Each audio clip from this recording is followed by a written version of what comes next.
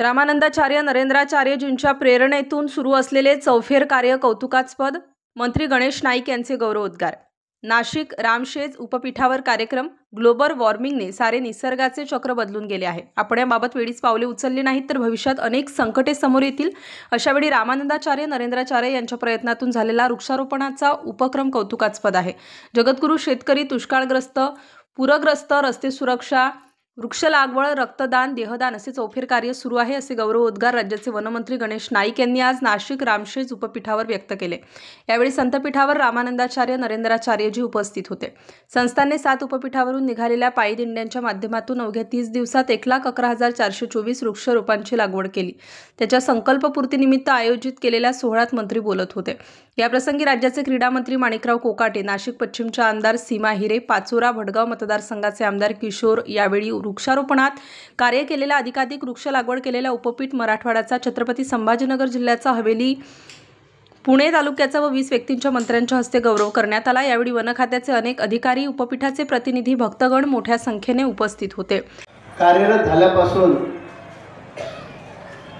त्यांच्या कार्यकाळामध्ये त्यांनी केवळ योजना नाही राबवल्या, तर आम्हाला वाटतं त्यांनी हिरवाईचे बीज जनमानसात उजवलेलं आहे.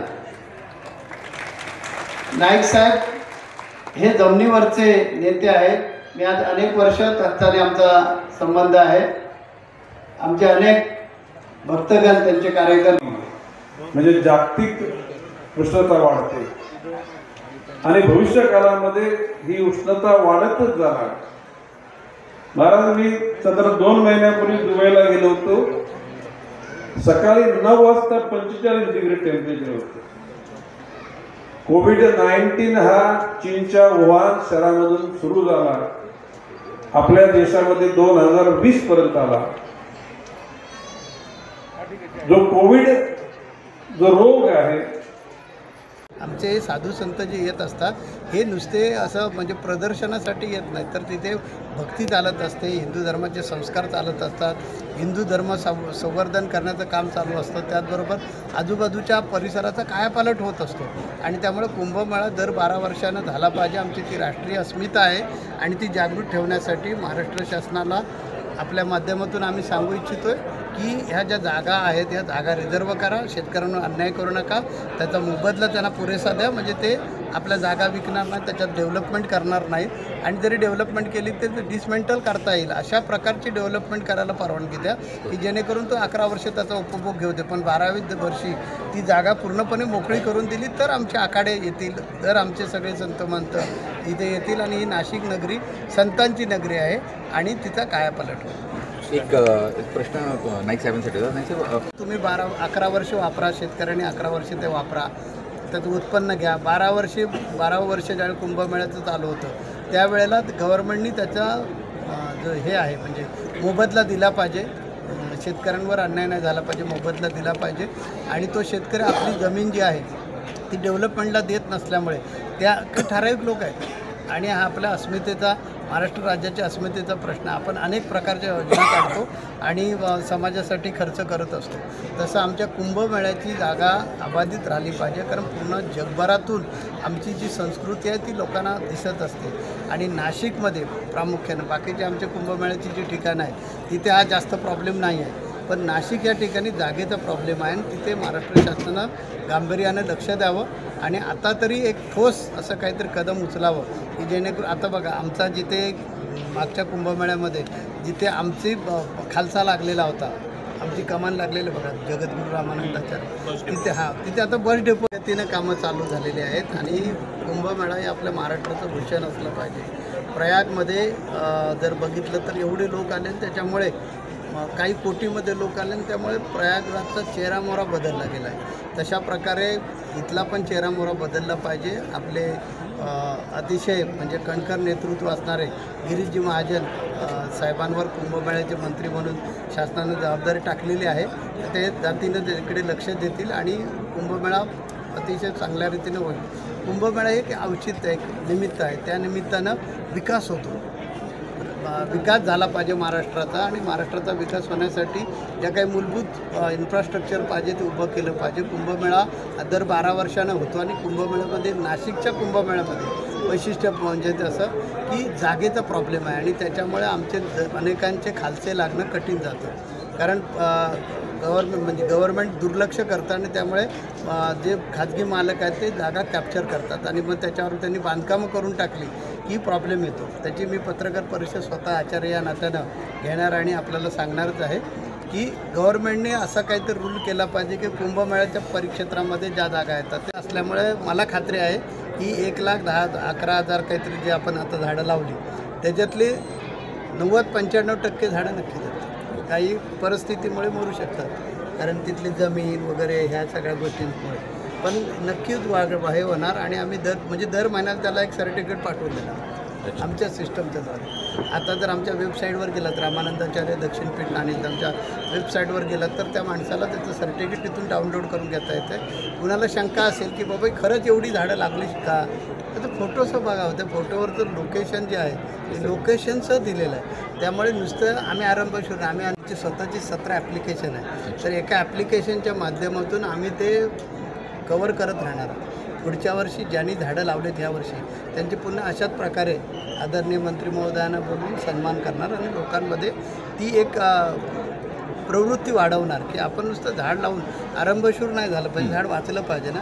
आम्ही दर महिन्याला त्याचं सर्टिफिकेट देणार आहोत की तुमचं जे झाड आहे हे झाड कुठे आहे, काय करत आहे, कोणत्या स्थितीमध्ये आहे, आणि त्याला आध्यात्मिक टच दे. बघा, गेल्या एकूण 30 दिवसाचा हा कार्यक्रम आहे. 1,11,424 झाडांची वृक्षरोपण जगद्गुरू रामानंदाचार्य नरेंद्राचार्य महाराज यांच्या प्रेरणेने सुरू झालं. मगाशी मी म्हटल्याप्रमाणे जगामध्ये इतकी उष्णता वाढणार आहे की भविष्यकाळात उष्माघातानेच जगातली संख्या असते घटत जाणार. त्या अनुषंगानं हा जो उपक्रम आहे या भविष्यकाळच्या होणाऱ्या संकटाला मात करणारा हा प्रवास सुरू आहे. आणि नरेंद्राचार्य महाराजांच्या माध्यमातून ज्या विविध कार्य चाललेलं आहे ते आता आपण चित्रपटातून बघितलं.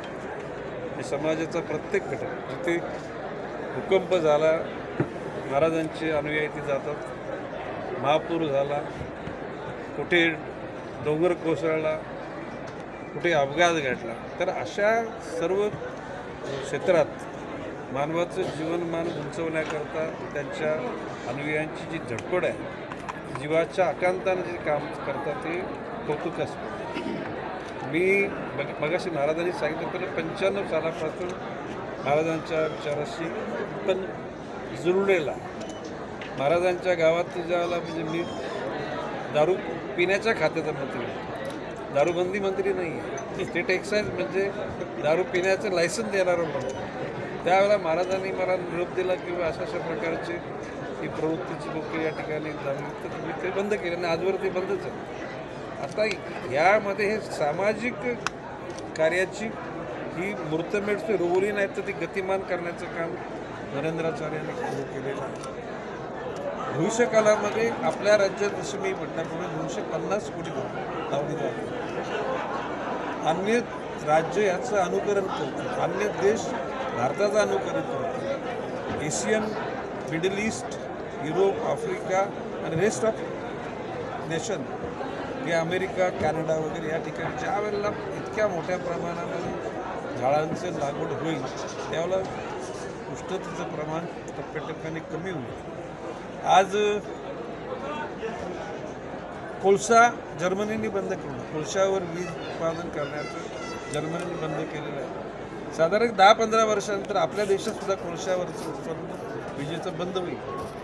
डिझेल जाळणं, पेट्रोल जाळणं, गॅस जाळणं 25 वर्षानंतर हा कायदा होईल, आणि फक्त इलेक्ट्रिकल व्हेकल म्हणजे सोलरच्या माध्यमातून, हायड्रो पॉवर म्हणजे पाण्याच्या माध्यमातून, विंड पॉवर म्हणजे हवेच्या माध्यमातून, जिओ थर्मल पॉवर म्हणजे भूगर्भामध्ये असलेली जी उष्णता आहे त्याच्यामुळे अशा प्रकारचे निसर्गाचा केलेला ऱ्हास याची दुरुस्ती करण्याचं काम जे जागतिक स्तरावर चालूच आहे.